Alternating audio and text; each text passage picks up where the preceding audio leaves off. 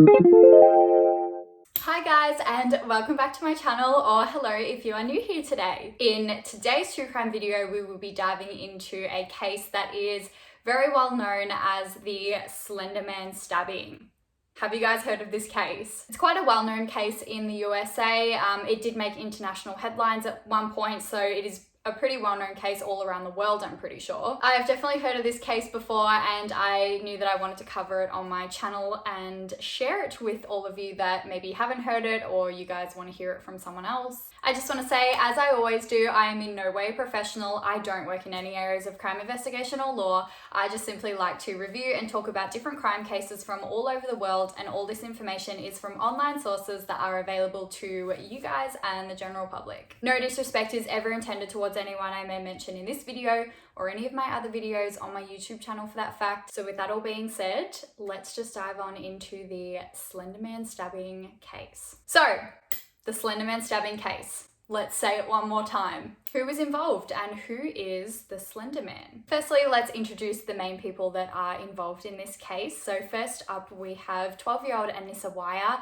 12-year-old Morgan Geyser, and 12-year-old Peyton Lautner or Lerntner. I'm so sorry, I'm not sure how to pronounce her last name. These three girls were friends and attended school together in Waukesha, Wisconsin, USA, and I'll get more into their backgrounds in just a little bit. Now, of course, I'm sure a lot of you know who the Slenderman is, but for any of my viewers today that don't know, let's get into it. Who is Slenderman? What is Slenderman? So I've Googled, who is Slenderman? Let's get a professional definition of him or it. Oh, there's a whole wiki page dedicated to him. Okay, the Slenderman is a fictional supernatural character that originated as a creepypasta internet meme. There was like a photoshopping competition of sorts, and a man by the name of Eric created Slenderman and incorporated this figure into the photoshopping for the competition. Creepypasta, did you guys used to read though? I used to read them in school all the time. Do some of you guys still read them? I kind of want to log on to Creepypasta and read some horror stories. Maybe we could make that as like a part of my YouTube channel. Like once a month I get on Creepypasta, find the scariest stories I can and like read them to you. That could be fun. Anyway, let's move on for now. So anyway, Slenderman is a made up horror character that is depicted to be thin, unnaturally tall, a humanoid figure with a featureless head, like no face. And he wears a black suit. Chic.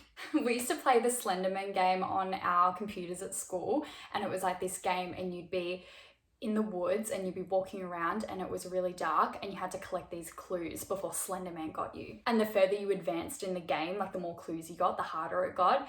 And then he would sometimes just like be lurking around a corner, and if you looked at him, he would get you. Great game, 10 out of 10. Wait, I might still have it. Oh, no, I don't. Sorry. There's a movie made about Slenderman that was released in 2018, but it's not based on the case that we're going to be talking about today, and it doesn't reference it, but it just shows how popular this fictional character became. Because it's a creepy kind of horror character, and the game is sort of like a horror genre, and the movie is obviously in a horror genre, people started making a lot of like urban legends and stories about Slenderman because he's creepy. People started saying like, oh no, I've seen Slenderman, like he's real. And then obviously a lot of the stories on Creepypasta were made about him, and it just really snowballed. Of course, fake characters, fake myths and legends obviously scare people, and that includes a lot of children. And children to this day know who Slenderman was, and back in 2014, I think Slenderman must have been like all the rage. So now you know a little bit of background on who Slenderman is, if you didn't already, and the three girls that we're going to be talking about in this case. So let's just dive into the events that happened in 2014. So Peyton and Morgan became friends in the 4th grade at school. Peyton mentioned that she could see Morgan didn't seem to have a lot of friends at the time. She would often be sitting by herself, so she made an effort to make friends with her because she thought, you know, no one should have to sit by themselves at school. And of course, this just goes to show what kind of friend Peyton was. She was just a really, really sweet girl, wanted to have everyone included, didn't want anyone missing out, just such a kind young girl and a really good friend. They were really, really good friends, best friends in fact. Peyton said they did a lot of stuff together like draw and play outside and have sleepovers. She mentioned Morgan had a really big imagination and always made her laugh, and she just felt like Morgan was a friend that she could trust a lot. So a couple of years later, when the girls were both in the 6th grade now, a new girl joined the school and her name was Anissa Weier. Peyton says that this was the moment she could see there was starting to be a little bit of a change in Morgan, as Morgan and Anissa actually started to bond and get quite close as friends. Both Morgan and Anissa started to become kind of obsessed with this fictional character that we've already mentioned called Slenderman, and they read a lot of made-up stories about it on the creepypasta websites, and they were convinced that Slenderman was real. And they're around 12 years old. As I said, they were in the 6th grade, so obviously their imagination with Slenderman was running wild.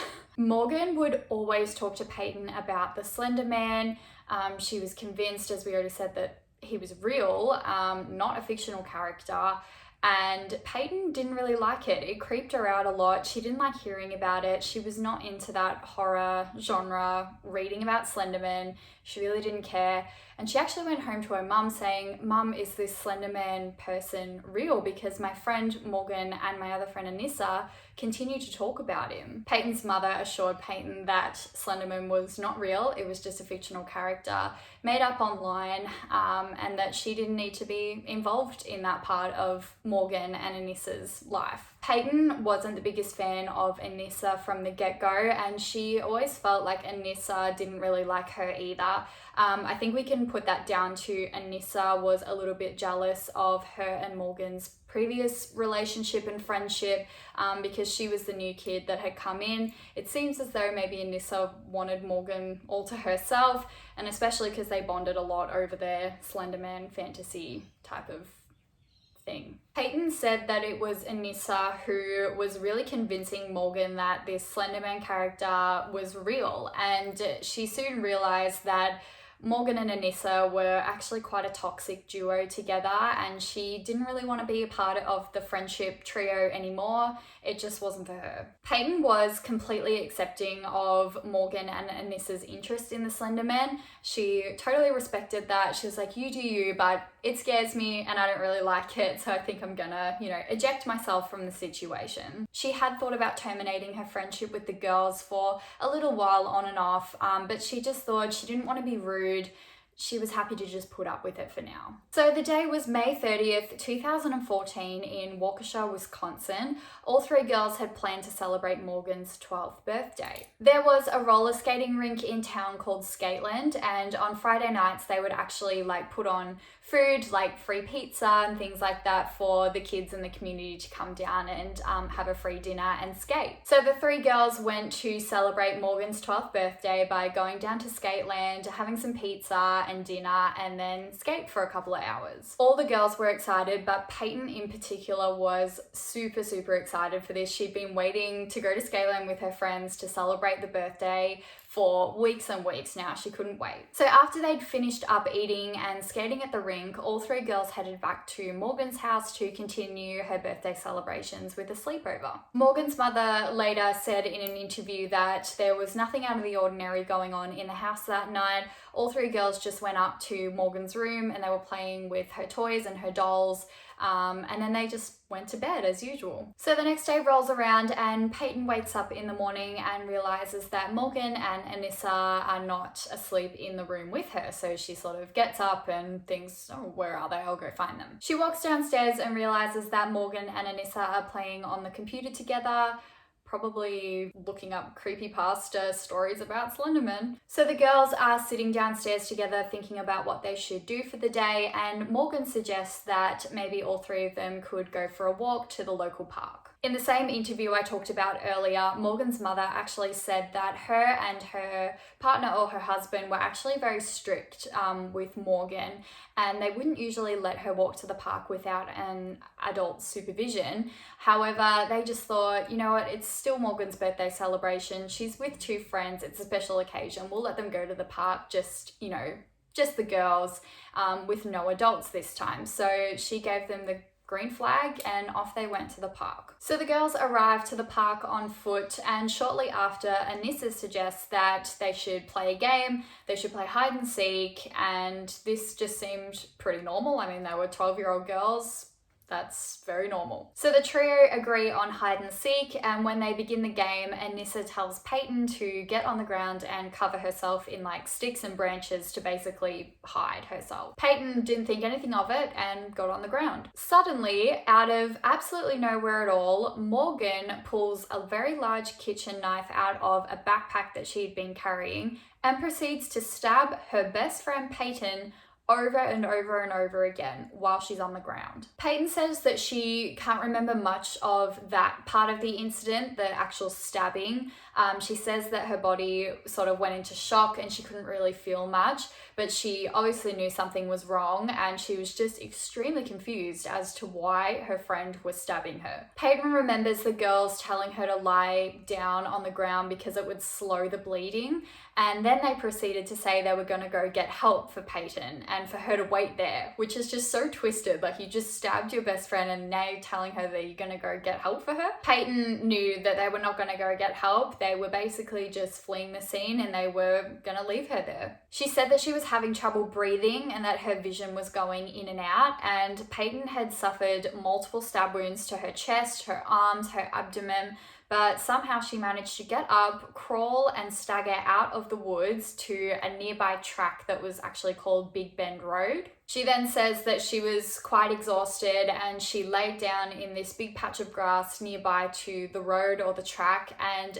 thankfully a cyclist actually rode by on his bike and spotted her. The cyclist said that Peyton asked him, quote, "Could you please help me? I've been stabbed multiple times," and then proceeded to tell him like her details, like her age. Like, even when she's just been stabbed, she's being so polite, like, "Can you please help me?" Like, of course. The cyclist then called 911 immediately, and he just couldn't believe that it was a 12-year-old girl sitting in front of him with stab wounds, and the operator was pretty like gobsmacked as well. An ambulance and police rushed to the scene and took Peyton straight to hospital. Meanwhile, police made contact with Peyton's parents, explaining that there had been an incident and that they needed to come down to the hospital right away. Peyton's parents did manage to make it to the hospital just in time before she went into her surgery. One of those surgeons actually commented that if one of the stab wounds in particular was just a width of a human hair deeper, Peyton may not have survived the attack. So Anissa and Morgan were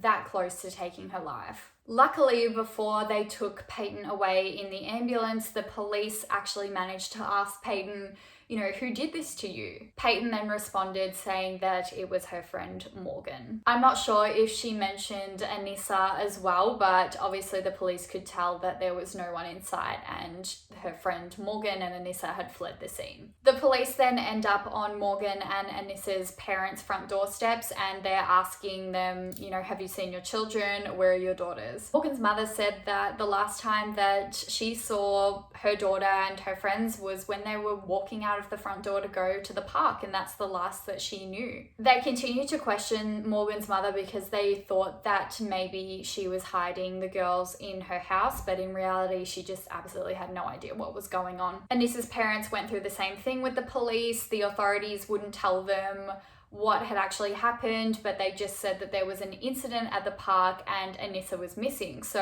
Anissa's parents initially thought, "Oh my god, she's been kidnapped, there's been a kidnapping." So the police are searching everywhere for Morgan and Anissa, and finally one of the police officers got a call that the girls had been sighted on the side of Highway 94 at around 2:53 p.m. that afternoon. By this time the girls had walked about 5 hours and made it to the northern end of the city, so they'd been walking for ages. The girls were then picked up and escorted to the police station to undergo their questioning. Authorities said that the girls acted really calm and they just seemed unbothered by the whole situation, like acted like nothing had even happened. They noticed that Anissa had a blood stain on the front of her shirt and on another shirt that she was wearing underneath. Morgan was acting super sus in her police questioning. She was like talking to herself or singing to herself, walking around as if she was bored. Morgan also had blood on her jacket that she was wearing, but she literally didn't seem to care. The police interrogate the girls for hours and hours, just trying to get to the bottom of what happened that day. Why did they stab their friend? And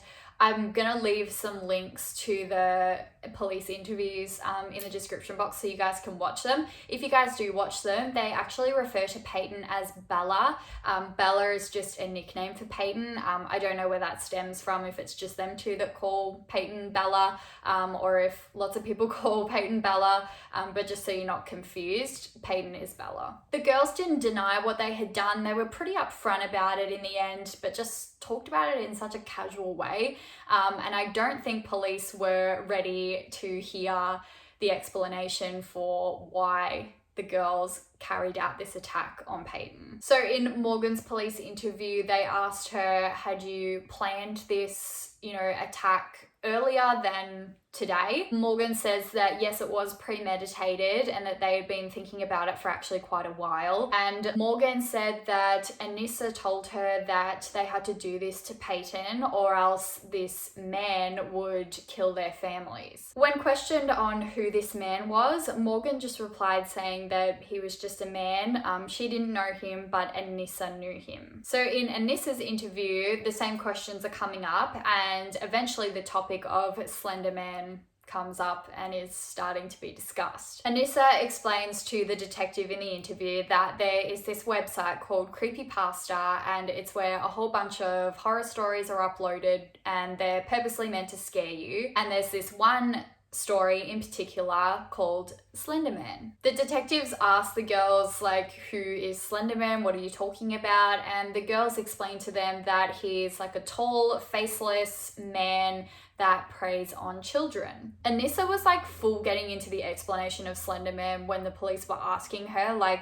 She knew everything about Slenderman. You could tell that she had spent a lot of time on the internet being obsessed with this fictional character. You could just tell by the way she was explaining it. And she was explaining it so casually, it looked like she really, really believed that Slenderman was real. Anissa then told detectives that in order to prove yourself worthy to this Slenderman person, you had to kill someone. So we know that as a human sacrifice, basically. Obviously, as we know, the two of them read about Slenderman all the time, talked about him. They were just obsessed with Slenderman and everything to do with it.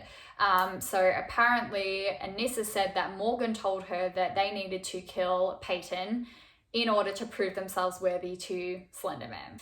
I wonder what the cops were thinking in the interview at that time, when they were face to face. They were probably thinking, what on earth is going on? Who is Slenderman? The girls actually said they wanted to put the plan into motion on the night of the sleepover at Morgan's house. So they had planned to wait until Peyton had fallen asleep and then they were going to attack her. When the two girls were asked why they fled the scene earlier that day and why they left their friend Peyton injured in the forest by herself, the girls actually told detectives that they had planned to run into the woods and find this mansion in the Nicolet forest. And it was said that it was a mansion in the woods that the two girls thought existed, but it didn't exist. And they thought Slenderman was in that mansion or living there or something. So they were going to find Slenderman in this mansion and tell him what they'd done to Peyton because they thought it would please him because they had done this for him. When a detective asked Morgan, how do you feel about stabbing your friend? Morgan said this in response, quote, I thought about it, but then I decided that remorse would get me nowhere. It's easier to live without regrets.